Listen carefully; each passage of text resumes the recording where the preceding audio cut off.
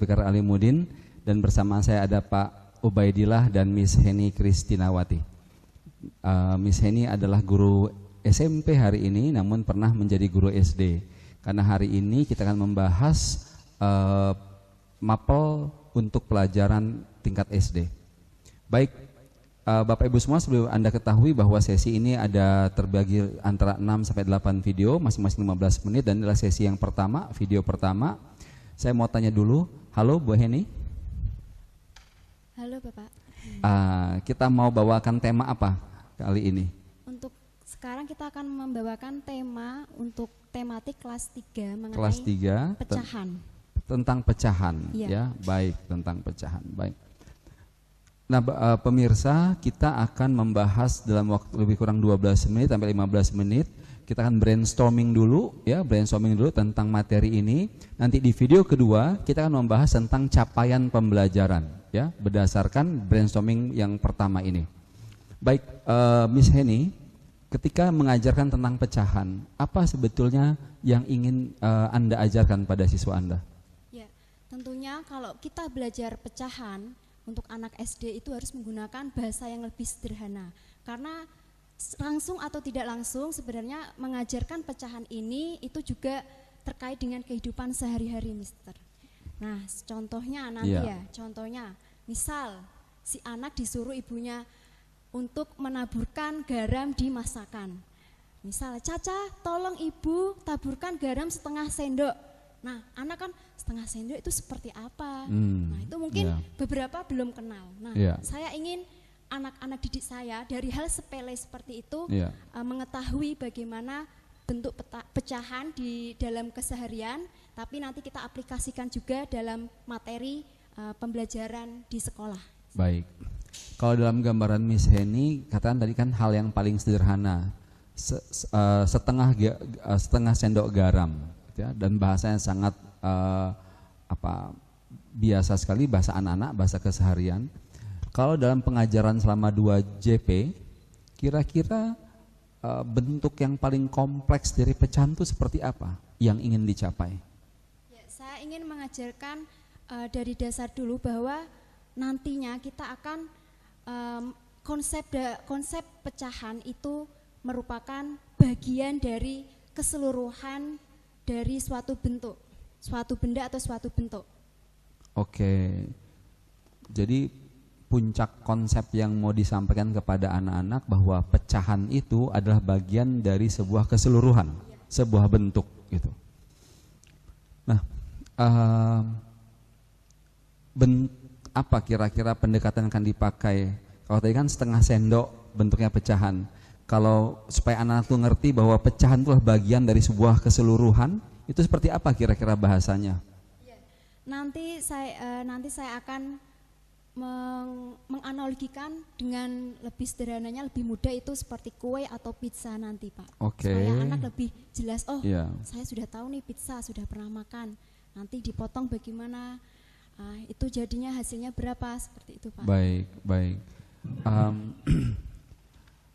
Untuk anak kelas 3 SD nih, siswa kelas 3 SD, tadi kan cukup abstrak itu bahasa bahwa pecahan adalah bagian dari sebuah keseluruhan, ya. Pendekatan yang dipakai adalah tadi kue, ya, kue yang bisa dipotong-potong. Sejauh apa sih, Miss, kira-kira seorang anak itu bisa menguasai konsep keseluruhan? Seperti apa kira-kira bayangannya untuk kelas 3 SD lo ini? Menurut saya sejauh mungkin perkiraannya, saya mendapat 1 potong kue itu. Nah, itu berarti nilainya ada berapa nanti? Terus kemudian nanti juga kita akan jabarkan dari potongan-potongan itu artinya berapa? Baik, baik. Ada nggak terfikir sesuatu yang terkait dengan dirinya sendiri untuk dia bisa menangkap, menjiwai konsep pecahan itu bagian dari sebuah keseluruhan? Ada nggak ya? Ya, mungkin dengan terbiasa mereka mempresentasikan dalam kehidupan sehari-hari. Kalau dari keseluruhan terbagi menjadi 4, terus tiap bagian potongnya nanti itu 1/4. Kalau 2 potongnya diambil, itu nantinya jadi 2/4 seperti itu. Nah ini kan kalau tadi pakai kue kan di luar diri mereka. Kalau dalam diri mereka atau sesuatu yang abstrak dalam benak mereka gitu, apa kira-kira ya yang bisa menggambarkan bahwa pecahan itu bagian dari sebuah keseluruhan? Mungkin dari diri kita ya. Kita punya tangan nih. Iya. Ya, tangan kita merupakan bagian dari seluruh tubuh kita. Tangan. Nah, kalau dengan konsep pecahannya gimana, tangan tuh berapa pecahan dari tubuh kita? Seperberapa? Nah, tangan bagian kalau seperti itu kan bagian tubuh kita terdiri dari kepala, badan dan anggota gerak seperti itu, Pak. Nah, mungkin untuk anggota tangan termasuk anggota dari gerak, bagian gerak. Jadi karena kita terbagi menjadi 3, jadi tangan kita itu 1/3 dari anggota badan kita seperti itu. Kemungkinan ada bahayanya nggak kalau kita mengatakan tangan 1/3 dari, kira-kira apa kritik yang mungkin muncul dari siswa kalau kita bilang tangan 1/3 dari badan kita? Mungkin yang mereka pikirkan ya, berarti tangan, kaki itu juga 1/3 bagian tubuh kita kah? Masih kalau dalam tubuh ya masih bahasa mengawang-awang. Kalau misalkan uang jajan gitu, uang jajan yang mereka dapatkan bisa nggak dipikirkan sebagai sebuah pendekatan uang jajan yang utuh terus dipakai berapa bagian untuk sesuatu gitu, bisa? Iya, bisa, Pak. Bisa kali ya, bisa. Atau waktu 1 hari yang kamu punya ada berapa gitu, dipakai berapa bagian untuk apa, bisa itu dipakai? Bisa, Pak. Nah, ini kan kita masih brainstorming ya tentang bagaimana materi mau dibawakan ke siswa, ya, isi materinya. Pertanyaan saya berikutnya adalah gini, dalam benak Miss Heni, tantangan apa yang terberat yang biasa guru hadapi saat membawakan materi seperti ini kepada siswa? Ya, tantangan terberat menurut saya itu fokusnya si anak, namanya masih anak-anak, satu rame, tentunya anak-anak yang lain ikut rame juga. Jadi karena beberapa kasus saya juga pernah mengajar juga, itu memang fokusnya gara-gara keramaian itu. Baik. Kalau secara kognisi, kalau kan secara behavior tuh ya, atau afeksi tentang fokus. Kalau secara kognisi, kemampuan berpikir, di bagian mana yang mungkin jadi tantangan waktu mengajarkan pecahan ini kepada siswa? Ya, menurut saya untuk tantangan mereka mungkin masih bingung. Pecahan itu artinya seperti apa, mungkin artinya. Kemudian belum lagi nanti mengingat, angka mana yang pembilang, mana yang penyebut. Nah, mungkin sering kebalik itu. Seorang siswa itu pembilang penyebut. Untuk kelas 3 SD dalam 2 JP, apakah operasional matematiknya akan dibahas juga? Misalkan penjumlahan, perkalian, pembagian, pecahan. Apa tidak? Kalau jika siswa konsepnya sudah paham untuk waktu 2 JP itu, biasanya langsung lanjut. Tapi kebanyakan sih siswa menyukai untuk pecahan ini, jadi bisa dilanjut sampai penjumlahan juga. Jadi kira-kira dalam benak Miss Heni 2 jam ini kan dipakai membangun konsep pecahan, kemudian penjumlahan pecahan. Hanya penjumlahan saja ya? Iya. Penjumlahan. Nah, dikaitkan sama bahwa pecahan itu adalah bagian dari sebuah keseluruhan.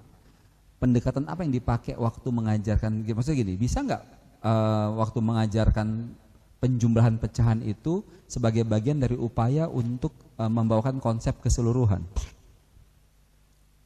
Bisa, Pak. Bisa. Iya. Terbayang dengan pendekatan apa? Saya membawa peraga juga sih, Pak. Gitu ya. Baik. Mungkin saya ke Pak Obed dulu, ya. Pak Ubed, kira-kira apa Pak kalau pandangan Pak Ubed terkait kemungkinan kesulitan siswa menangkap konsep pecahan, Pak? Ya, jadi bagaimana menggambarkan apa ya istilah kesepakatan sih Pak, kesepakatan utuh itu ketika apa gitu. Misalnya kalau dalam satu kelas, nah gurunya menganggap satu kelas itu adalah satu keutuhan gitu. Terus kita menganggap bahwa separuh siswanya itu adalah setengah gitu, atau satu bagian itu adalah sepersekian. Tapi kan ini utuh juga gitu, satu orang gitu. Nah kadang mungkin mentranslasikan antar antar elemen begitu tuh. Nah itu cukup bikin standar ganda.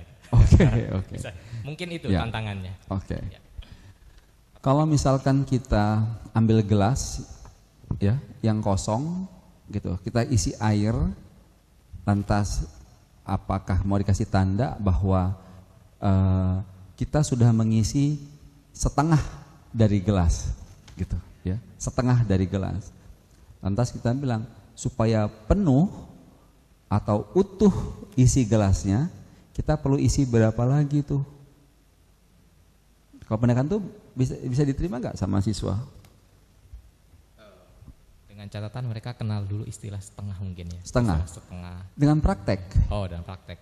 Kinestetik, praktek, ambil gitu gelas, kita isi, gitu ya.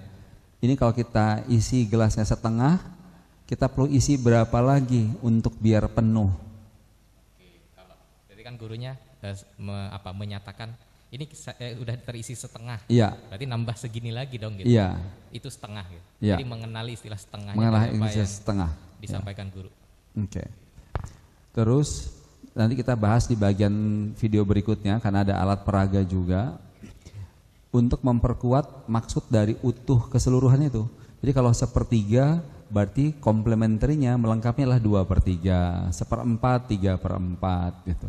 Sehingga angka-angka ini, karena tadi saya tertarik dengan yang Bu Heni sampaikan tentang konsep keseluruhan gitu.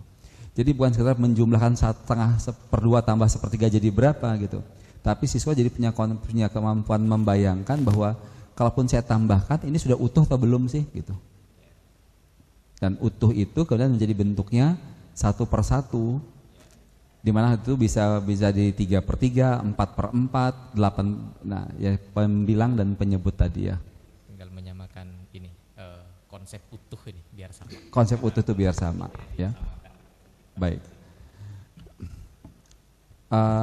Di terakhir sebelum kita habis di segmen ini, ruang lingkup gini ya, kan tadi pecahan, kira-kira itu materi-materi matematik terkait apa yang bisa diikutkan dalam pembelajaran tentang pecahan ini, misalnya ini? Materi-materi yang bisa diselesaikan dengan pecahan itu cukup banyak, terutama kalau soal cerita ya, Mister ya. Biasanya soal cerita itu juga dalam kehidupan sehari-hari, kue, terutama untuk anak sering sekali kue, buah semangka yang mudah mereka kenali. Jadi itu sering digunakan, dan untuk mungkin tingkat-tingkat selanjutnya juga dikaitkan dengan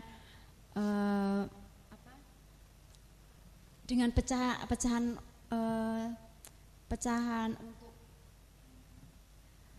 untuk seperti uang juga yang Mister sampaikan tadi, itu juga untuk pengembangan soalnya seperti itu. Baik, terima kasih Miss Yeni, Pak Ubed. Baik Bapak Ibu semua, kita selesai di segmen yang pertama. Salam guru inovatif.